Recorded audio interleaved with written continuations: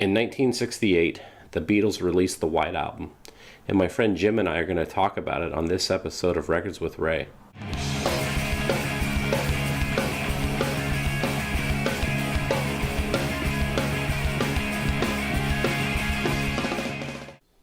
So what would you consider your favorite Beatles album to be? Well, through the years I had many favorites, but Yeah. I would say I would point it down to about the White Album. The White Album. Yeah. And we just so happen to have a copy of the White Album right here. Now, technically, the album's called The Beatles. Yes. But everyone calls it the White Album. Paul said he wanted to do something simplified from Sgt. Pepper. You know, Sgt. Pepper had everything on it, all the glitz and glory, and and even the lyrics on the album cover. Yeah, right. Even down to the title with the Beatles White Album. Yeah. Which fans actually nicknamed. Yeah.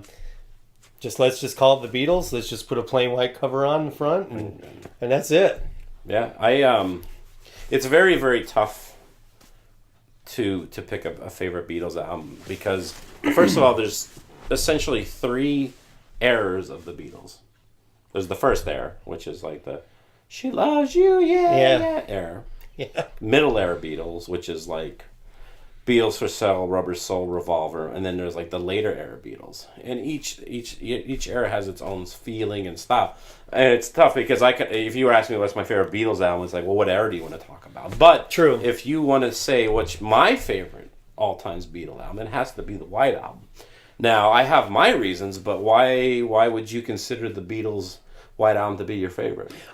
I think the writing on the White Album is some of the best writing in the history of rock music.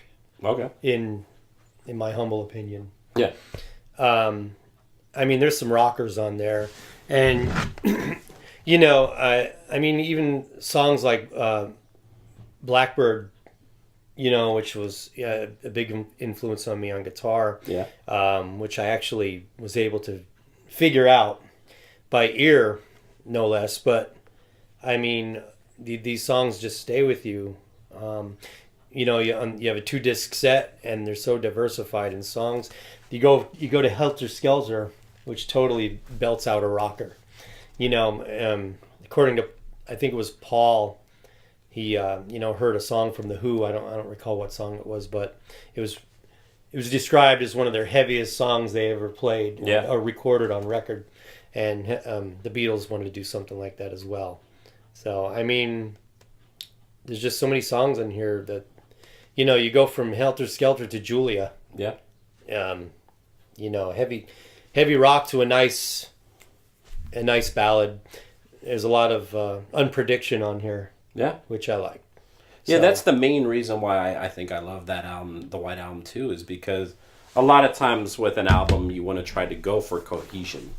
Yeah. You want the album to have a feeling or a mood or something like that. And the thing that really struck me with the White Album is the fact of exactly what you just said. The fact that like it's a hodgepodge of a lot of different types of songs.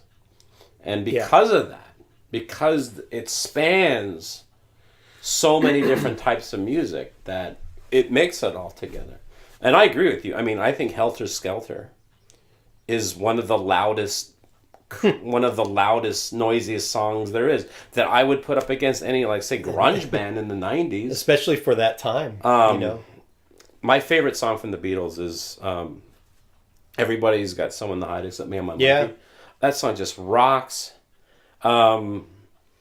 It's funny, the only song that ever scared me is Revolution Number 9. Yeah. And I listen to a lot of dark metal and stuff like that, and like that song scares me. That'll make the hair stand up. When I was a kid, like I didn't want to like listen to it.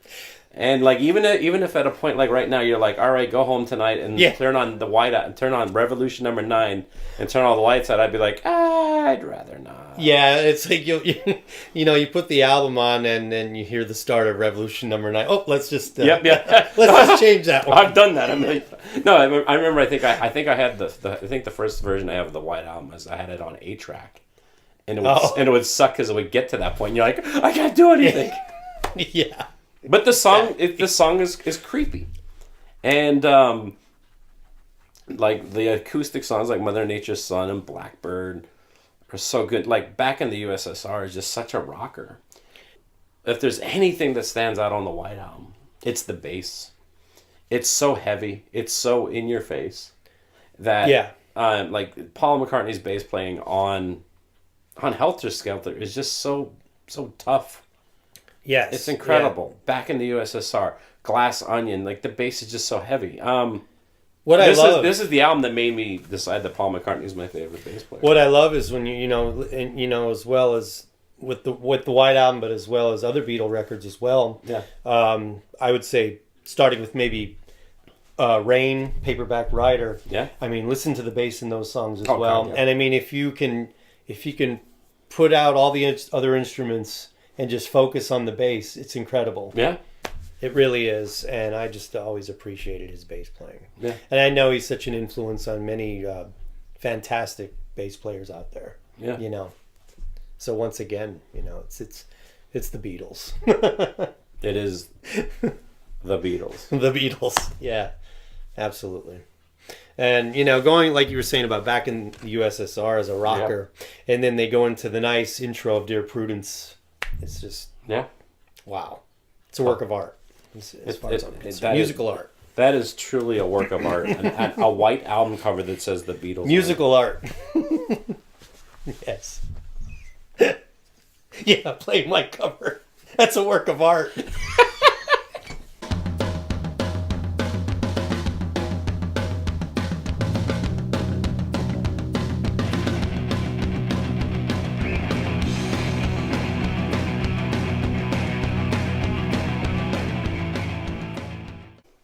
I gotta collect myself here.